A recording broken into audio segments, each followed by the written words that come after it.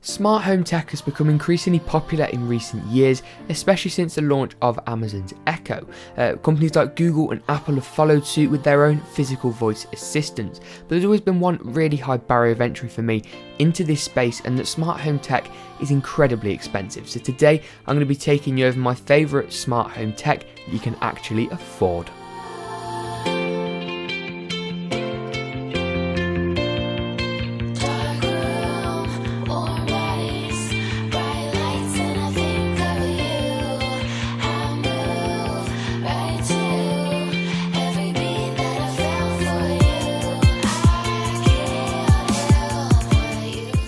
Now, the first item on this list is Amazon's Echo Dot. Now, this is essentially exactly the same as their larger Echo voice control unit, but without that great sounding speaker, and I'll link both of them in the description below. It comes in both white and black and works seamlessly with the other smart home tech that I've chosen in this list. The voice recognition in there is absolutely fantastic and works a little bit like this. Alexa, what's 2 + 2?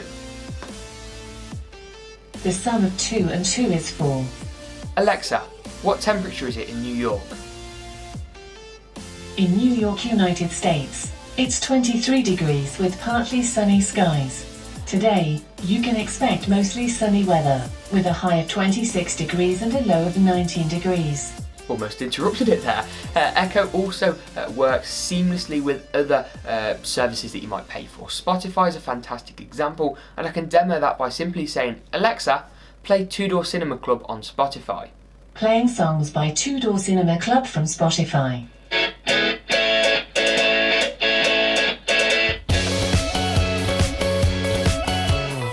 As you saw from the Spotify demo there, I would highly recommend plugging in an external set of speakers, because that gives a really great punchy sound. And some of you may question, well, why wouldn't you just buy the more expensive version with the great speaker in it?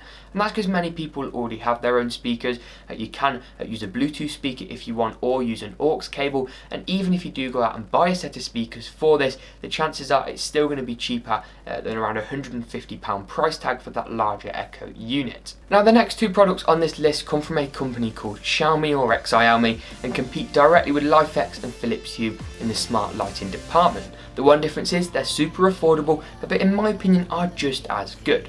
Now, one example of this is the first product, which is an LED strip, which I've stuck nicely to the back of my desk here. It's a little bit short in my opinion, but has a few notable upsides to its competitors. It's a lot cheaper, coming in just a little bit more than your average light strips with the basic non-smart remote control. It's pretty bright and also has an inline physical control. So for example, there's a button stuck under my desk that I can press to turn the light on or off, and even use to cycle through colours. It also does of course have full Alexa integration, so I can go, Alexa, make desk lights green. Okay. And it will make the desk lights that colour. I could also turn them off through Alexa as well if I wanted to, by going, Alexa, turn off desk lights. Okay. And it'll turn them off just like so. I'll leave links to these in the description below. A company called Gearbest were nice enough to send this strip and the bulbs that I'm going to talk about in a moment over, and they seem to be the best place to buy them from in terms of value for money, but if I can find them on Amazon, I'll also pop those in the description below. The second lighting item from Xiaomi on this list is their LED bulbs, which go to compete directly with the Philips Hue and LifeX bulbs that you can just put overhead in your standard room lights or in lamps as well.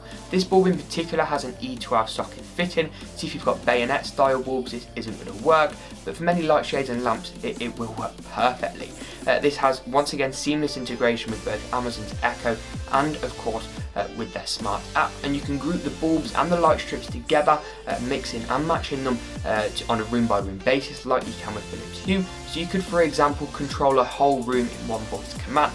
If you can see the bulb just sitting nicely behind me here, I could say, Alexa, make bedroom orange. Okay. And it will change it to orange. You can also do something like, Alexa, make bedroom green.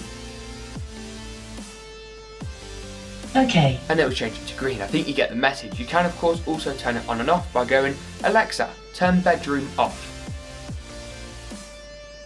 And you can see there it turns it nicely off.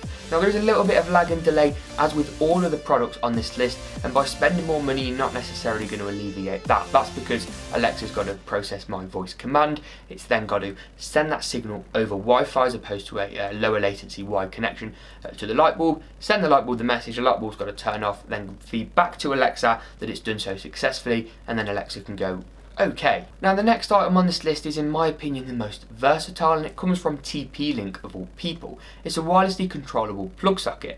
Now you don't actually replace your existing plug sockets, this just goes straight into them and gives you a female 3-pin UK output or a US output, European output, depending on where you are in the world, and I'll link the relevant plug sockets for different regions in the description below. It has a physical button up top that you can hit to turn the plug on and off, or you can do it by voice command. It allows you to control otherwise non-smart devices such as the fan that's sitting just there behind me, or my big studio lights, and that's one thing I've done. If you can get a few of these together, you can really make everything in your household, smart or not, have the capability to be controlled over voice. It's a little bit beefy, the plug socket's a little bit thick, so if you are trying to use this in conjunction with power bars and the sockets are really tightly next to each other, you might lose the ability to use a few plug sockets on that power strip. Now they also do two models of this. I went for the more basic model that came in at around about £20 at the time of me buying it, but they do a more advanced version which I believe is around another £10 here in the UK, which will also give you statistics, and not only on how long the plug socket's been on, but also how much power it's drawing from the wall. This prevents you from taking too much power out of a plug socket. The plugs here in the UK, for example, can only do 13 amps of output before they blow, which is still quite a lot, but the plug would help you to prevent going over that 13 amp power limit. Another reason I see this as being such a cool accessory in my opinion is, say you're on holiday and you want to turn the lights on and off to simulate it like you're in, you can do that very easily with this and control it from anywhere in the world. You don't have to be on the same Wi-Fi network or anything like that, and just been really impressed. Now some of the lower quality reviews on Amazon, some of the 1 and 2 star reviews, are people moaning that you have to create an account with TP-Link in order to link this with Alexa. Now before people go, oh, I don't want to make all these accounts, some people won't. However, for many products that link with Amazon's Echo ecosystem, you will have to sign up with a relevant account both on Amazon and on the relevant providers of that product, such as TP-Link or Xiaomi. It's a very common occurrence, so if you don't like creating loads of accounts for loads of different things, sadly smart home tech just might not be for you. Now finally on this list are a couple of honourable mentions. The first is a door sensor, also from Xiaomi and part of their Mi Home ecosystem,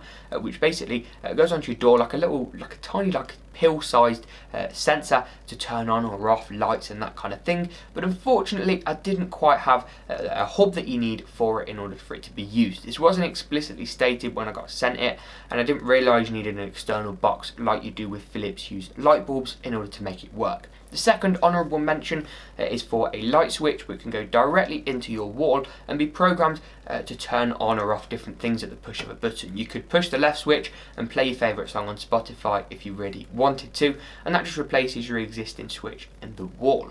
Now I just wanted to end this video on a note of potential criticism that could occur in the comments section below, and that's over the safety and what data gets harvested. Some people aren't going to be comfortable with having a device made by Amazon, which is one of the biggest companies in the world, sitting on their desk, and some people aren't going to be happy that TP-Link could see how much power I'm drawing from their plug socket. However, I think you've got to be careful about the arguments that you make. If you're really bothered about Amazon potentially being able to hear what you say, then why aren't you bothered about the phone in your pocket that has 4 microphones on that could be listening to every single word you make? Why aren't you bothered about your geotagged photos on Facebook and Twitter that give away your exact location at any point in time? Why aren't you bothered about Snapchat's new update that puts you and many other of your friends on a live map so you can see the exact location of people? If the attitude you have is that you don't want these big corporations listing over, then maybe technology just should leave your life, because sadly I think that's the day and age we're in. The likelihood that Snapchat harvests the data of where we are and what people are where is very high, and I think that's something we just have to come to accept. I don't think you can guard yourself and hide yourself from all of this great technology on the basis that someone could be listening or someone could care about what you're saying. Personally, I think it's really cool, and maybe it's me being a bit naive, but I think this stuff is completely epic.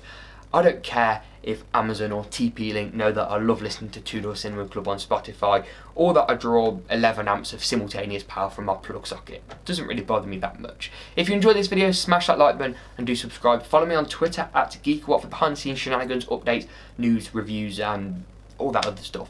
But as always, we'll see you on the next GeekaWhat video.